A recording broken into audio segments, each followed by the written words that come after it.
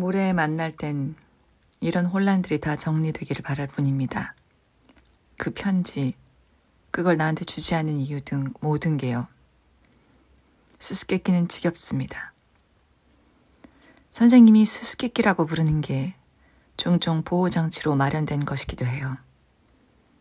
그럼 보호를 받든 못 받든 나는 그 편지를 보고 싶습니다. 세 번째도 뜻대로 못하지 않으면 보시게 될 거예요. 왜 세 번째도 내 뜻대로 못하나요? 그거야 전에 못한 것과 똑같은 이유일 수밖에 없죠. 제발 저하고 쥐와 고양이 놀이 이런 거 하지 마십시오. 그 게임에서는 고양이가 늘 결국 쥐를 잡던데 쥐가 고양이 목에 방울을 달지 못하는 한 그렇겠죠. 멋진 답이네요. 하지만 그건 어리석은 꿈에 불과해요. 만화에나 나오는 공상이죠. 고양이는 잠든 상태라 해도 소리가 들리면 깰 거예요. 그럼 그걸로 쥐는 안녕이죠. 제가 대기 안녕하는 쥐인가요? 우리가 그 게임을 하는 거라면 우리 가운데 하나는 쥐여야 하겠죠. 제가 보기에는 선생님한테는 고양이의 표정도 교활함도 없는 것 같습니다만. 그럼 저는 남은 삶 동안 쥐로 사는 걸로 선고를 받은 셈이로군요. 삶이 지속되는 동안은 그래요. 쥐 첼리스트겠죠. 또 하나의 만화 속의 인물이군요. 모든 인간이 만화 속의 인물이라고 생각하지 않나요? 그건 댁도 마찬가지겠죠. 내가 어떻게 생겼는지 봤잖아요. 아주 예쁘더군요. 고마워요. 혹시 누가 이 대화를 들으면 우리가 연애라도 하려는 줄 알겠습니다. 이 호텔의 교환원이 손님 대화를 엿듣는데 재미를 붙인 사람이라면 벌써 그런 결론에 도달했을 거예요. 우리가 연애를 하려고 한다 해도 심각한 결과는 생기지 않겠는데요. 제가 아직 이름도 모르는 박스의 여자는 월요일이면 떠날 테니까요. 다신 돌아오지 않을 거예요. 정말인가요? 제가 여기 온 이유가 반복되지 않을 것 같은데요. 반복되지 않을 것 같다는 건 절대 반복되지 않는다는 거하고 다르지 않습니까? 다르죠. 하지만 이런 여행을 반복할 필요가 없도록 최선을 다할 거예요. 그래도 여행을 올 만한 가치는 있지 않았나요? 그 모든 것에도 불구하고 말이에요. 뭐에도 불구하고요? 실례했습니다. 제가 예의가 없었군요. 제가 하려던 말은 제발 저한테 굳이 예의를 지킬 필요는 없어요. 저는 그런 데 익숙하지가 않아요. 게다가 선생님이 무슨 말을 하려고 했는지 짐작도 할 수 있어요. 하지만 저한테 더 충분히 설명을 해줘야 한다고 생각하신다면 토요일에 이 대화를 계속 이어갈 수도 있겠네요. 그럼 그 전에는 만날 수 없는 거네요. 못 만나죠. 전화가 끊겼다. 첼리스트는 손에 든 수화기를 바라보았다. 불안 때문에 손이 축축했다. 내가 꿈을 꾸고 있나 봐. 첼리스트가 중얼거렸다. 이건 나한테 일어날 만한 일이 아니야. 첼리스트는 수화기를 내려놓고 피아노, 첼로, 책꽂이를 보면서 큰 소리로 물었다. 도대체 이 여자가 나한테 원하는 게 뭐야? 이 여자 누구야? 왜 내 인생에 나타난 거지? 걔가 그 소리에 잠있게 주인을 올려다보았다. 걔의 눈에는 답이 있었지만 첼리스트는 알아보지를 못했다. 방 이쪽에서 저쪽까지 어슬렁거렸다. 아까보다 더 신경이 곤두섰다. 걔의 답은 이런 것이었다. 그 말을 듣고 보니 어떤 여자 무릎 위에 올라가 잠을 잔 희미한 기억이 있네요. 그게 그 여자였을지도 모릅니다. 무슨 무릎, 무슨 여자. 첼리스트는 그렇게 물었을지도 모른다. 주인님은 주무시고 계셨지요. 어디서? 주인님 침대에서요. 여자는 어디 있었는데? 저쪽에요. 좋아, 개 아저씨. 여자가 이 아파트에 들어온 지, 저 침실에 들어간 지 얼마나 됐어? 어서 말해봐.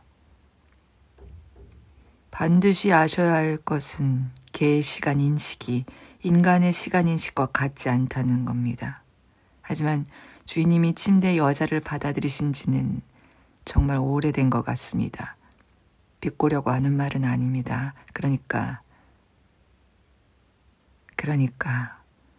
꿈을 꿨다는 얘기인가? 그럴지도 모르죠. 우리 개들에게는 꿈꾸는 습관이 깊게 뿌리박혀 있으니까요. 심지어 눈을 뜨고 꿈을 꾸기도 합니다. 어둠 속에 뭐가 보이기만 하면 즉시 그게 여자 무릎이라고 생각하고 뛰어 올라가지요. 그게 개의 상상이었군. 첼리스트는 그렇게 말할 것이다. 그게 사실이라 해도 우리는 불만이 없습니다. 개는 그렇게 대답할 것이다. 한편 죽음은 호텔방에서 벌거벗고 거울 앞에 서 있다. 자신이 누군지 모른다. 다음 날 여자는 전화를 하지 않았다. 첼리스트는 혹시나 하고 기다렸다. 저녁이 다 지나도록 아무런 연락이 없었다. 첼리스트는 전날보다 더 못 잤다. 토요일 아침 리허설을 하러 출발하기 전 엉뚱한 생각이 떠올랐다. 이 지역의 모든 호텔을 돌아다니면서 그런 몸매, 그런 웃음, 그런 손짓을 가진 여성이 투숙했냐고 물어보자는 것이었다. 하지만 이 터무니없는 계획은 바로 포기했다. 호텔에서 노골적으로 의심을 드러내며 그를 내칠 것이 뻔했기 때문이다. 우린 그런 정보를 제공할 권한이 없습니다. 리허설은 비교적 잘 진행되었다. 첼리스트는 그냥 악보에 있는 것만 연주했다. 너무 음을 많이 틀리지 않으려고 최선을 다했다. 리허설이 끝나자 얼른 집으로 돌아갔다. 자기가 없는 동안 여자가 전화를 했다 해도 여자의 메시지를 녹음할 초라한 자동 응답기조차 없다는 사실만 알게 되었을 것이라는 생각이 들었다. 나는 500년 전에 태어난 사람도 아니야. 석기시대 혈거인이야. 자동 응답기를 안 쓰는 사람은 나밖에 없어. 첼리스트는 중얼거렸다. 그러나 여자는 전화를 하지 않았다. 그 증거는 다음 몇 시간 안에 나왔다. 보통 전화를 해서 안 받게 되면 다시 전화를 하기 마련이다.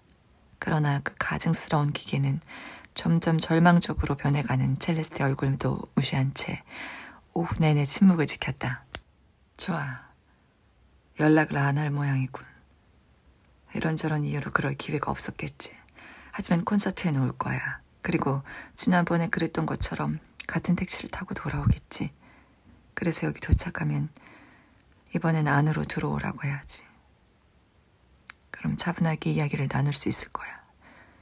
여자는 마침내 그 궁금한 편지를 줄 것이고 우리는 리허설, 여자가 온지도 몰랐던 그 리허설 뒤에 여자가 예술적 열망에 사로잡혀 쓴 과장된 칭찬의 말과 함께 웃음을 터뜨리겠지. 나야 물론 나는 로스트로포비치 유명한 첼리스트가 아니라고 말하겠지. 그러면 여자는 앞으로의 일을 누가 알겠냐고 말할 거야. 더 할 말이 없어지거나 말은 한쪽으로 가고 생각은 다른 쪽으로 가기 시작하면 어디 우리의 이 늙은 나이에도 과연 기억에 남을 만한 일이 일어나는지 한번 봐야지. 첼리스트는 이런 마음으로 집을 나섰다. 이런 마음으로 극장에 갔고 이런 마음으로 무대에 올라가 평소에 앉던 자리에 앉았다. 박스는 텅 비었다. 늦는구나. 첼리스트는 속으로 중얼거렸다. 이제 곧 도착하겠지. 아직 사람들이 들어오고 있으니까. 그 말은 사실이었다. 늦게 도착한 사람들이 이미 앉은 사람들에게 방해해서 미안하다고 사과를 하며 자리에 앉고 있었다. 그러나 여자는 나타나지 않았다. 아마 중간 휴식 시간엔 들어오겠지. 그때도 오지 않았다. 박스는 공연이 끝날 때까지 비어 있었다. 그러나 나중에 설명을 듣게 될 어떤 이유로 콘서트에는 오지 못한다 해도 바깥에서 무대 출입구에서 기다리고 있을 거라고 기대하는 것이 무리한 일은 아니었다. 하지만 거기도 없었다. 희망은 운명적으로 더 많은 희망을 낳기 때문에 사실 그래서 그 많은 실망에도 불구하고 희망이 아직 세상에서 소멸되지 않은 것이기도 하지만 어쨌든 첼리스트는 여자가 자신의 아파트 건물 앞 밖에서 입술에 웃음을 달고 손에는 편지를 들고 기다리고 있을지도 모른다고 생각했다. 자, 약속한 대로 여기 가져왔어요. 그렇게 말하려고. 그러나 여자는 거기에도 없었다. 첼리스트는 구식의 1세대 자동인형, 즉 한쪽 다리를 움직이려면 다른 쪽 다리에게 비켜달라고 요청해야 하는 인형처럼 아파트로 갔다. 자신을 맞으러 온 개를 옆으로 밀어내고 첼로는 아무데나 되는 대로 놓아두고 침대로 가서 누웠다. 이제 교훈을 배웠냐, 이 멍청아. 너는 완전히 백지처럼 행동했어. 결국은 완전히 다른 의미, 네가 알지도 못하고 앞으로도 절대 알 수 없는 의미를 가진 말들에 네 마음대로 의미를 부여했어. 근육의 수축에 불과한 것이 미소라고 믿었지. 네가 사실은 500살이라는 사실을 잊었지. 세월이 친절하게도 너에게 그 사실을 일깨워 주었는데도 말이야. 그래서 완전히 망가져서 지금 여기 그 여자를 맞이하고 싶어하던 침대에 이렇게 누워있는 거 아니야. 그 여자는 네 멍청한 모습과 어쩔 도리 없는 네 어리석음을 비웃고 있는데. 주인의 냉대도 잊었는지 개가 위로를 받으려고 침대로 왔다. 개는 매트리스에 앞발을 올리고 주인의 왼손 높이로 몸을 끌어올렸다. 쓸모없고 헛된 물건처럼 놓인 손에 살짝 머리를 올려놓았다. 보통 개들이 하듯이 그 손을 핥고 또 핥을 수도 있었을 것이다. 하지만 자연이 이번만큼은 자비로운 면모를 드러내 이 개에게는 아주 특별한 감수성을 부여했다. 그 덕분에 이 개는 늘 똑같으면서도 동시에 늘 유일무이한 감정들을 표현하는 여러 몸짓을 만들어낼 수 있었다. 첼리스트는 개를 향해 돌아 눕고 자세를 조정해 이제 그의 머리는 개의 머리에서 불과 몇 센티미터밖에 떨어지지 않은 곳까지 다가갔다. 그들은 그런 자세로 서로를 바라보며 말이 필요 없다는 말을 했다. 생각해보니 나는 네가 누군지 모르는구나. 하지만 그건 중요하지 않아. 중요한 것은 우리가 서로 보살핀다는 거야. 첼리스트의 괴로움은 점차 가라앉았다. 사실 세상은 그런 에피소드로 가득 차 있다. 그는 기다렸고 그녀는 오지 않았다. 그녀는 기다렸고 그는 오지 않았다.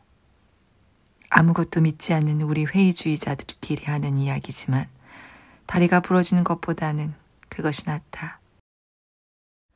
이것은 쉽게 할 수 있는 이야기다. 하지만 말을 하지 않는 것이 좋겠다.